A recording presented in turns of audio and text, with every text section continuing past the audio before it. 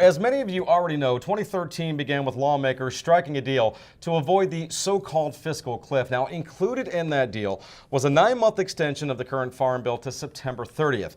Now, still, not everyone is happy. Some leaders in the ag industry say the extension is merely a Band-Aid in that it gives Congress more time to cut spending on programs that provide farmers with an income safety net as well as a secure, affordable food supply for consumers.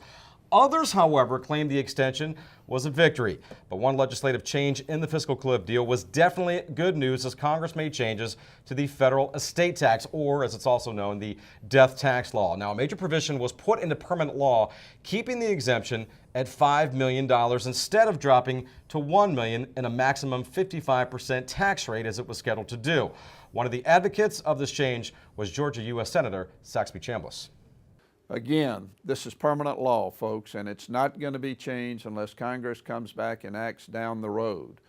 So all of you who are concerned about an estate tax, and particularly one that has been fluid for the last several years, can take consolation in the fact that those of us who voted for the fiscal cliff bill have now put a permanent estate tax provision in place that's going to give you the ability to leave your farm and your farming operation to the next generation, hopefully estate tax free, but certainly with a manageable number. All right, joining me now to expand on this is the director of the Georgia Farm Bureau Legislative Department, John Huffmaster. And John, in my short time here, I've learned a lot of things, and one of which is that changing the estate tax has been a priority of Farm Bureau for many years now. What exactly did Congress do? Well, basically, they made some reforms as of the end of 2012, December 31st.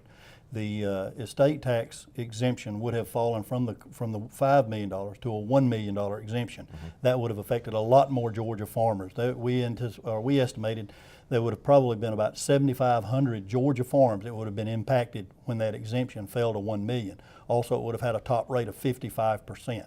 What this bill did was to reinstate a $5 million exemption, but they also did some other very important things that we've been advocating for many years. They made it permanent and they indexed it to inflation.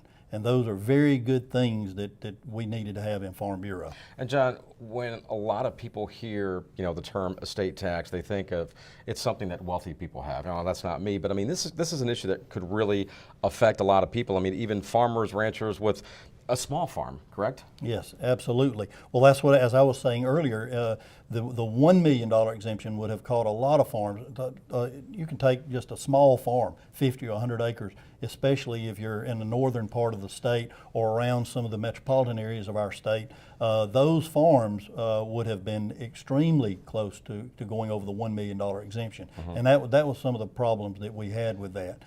So we very much welcome the return to the $5 million exemption and its permanence and indexing it to inflation. And the scenario, John, had they not passed this bill and the exemption had dropped to $1 million, what kind of effect would this have had on agriculture in general?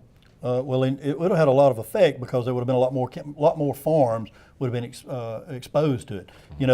Basically, when someone passes away and they have assets, those assets are their estate, and the exemption has been $5 million. So if you had an estate of less than $5 million, you didn't have any federal estate tax. Mm-hmm. But had they not passed this legislation, that exemption would have been $1 million. So anybody with an estate over $1 million, which is not that large, would have been exposed to federal estate taxes as high as 55%. And that's the problem that we had with it. The good thing about this legislation is it's permanent. Mm-hmm. And in years past, what we've had is maybe Congress just kick it down the road a couple of years, 2 years, 4 years, 5 years, something like that. So we wind up with a situation 5 years later that we have a crisis like we had right now. What this does is permanent. All right. Now Congress can change it if they ever wanted to, but it'll actually take an act of Congress to do it. Also, they indexed it to inflation so that as inflation goes up, this exemption will go up as well. So this is something we've been working on in Farm Bureau for literally 20 years. And we are very pleased to see this go into effect.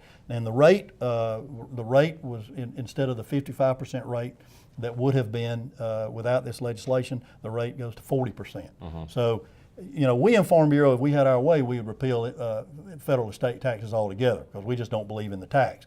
But if we have to have them, We need to have a higher exemption, make it permanent, index it to inflation, and that's what this bill does. And switching now to the Farm Bill, John, we've heard so much negativity in the press about it. What are some of the positives in your opinion? Well, you know, the 2008 Farm Bill expired. And so now, at this, until this bill passed, farmers were without anything. And that has a lot to do with trying to get financing. It has to do with a lot of different plans that farmers have to make. And, you know, it would have been better if we had a Farm Bill, but we don't have one. And if we didn't have one, it's better to extend the one you had than to do without one. And so we think it's a positive thing to have expanded this Farm Bill till 30th of September, and hopefully Congress can get together and come up with a new Farm Bill for next year. And John, final question. Again, the current extension runs through September 30th. What do you see happening after that? Another extension or possibly something long term? Well, I think everybody thinks we need another Farm Bill. I don't think there's much disagreement there. What's the disagreement is what kind of Farm Bill we'll have. So I think they'll probably come up with another Farm Bill, and pretty well everybody is working in that direction.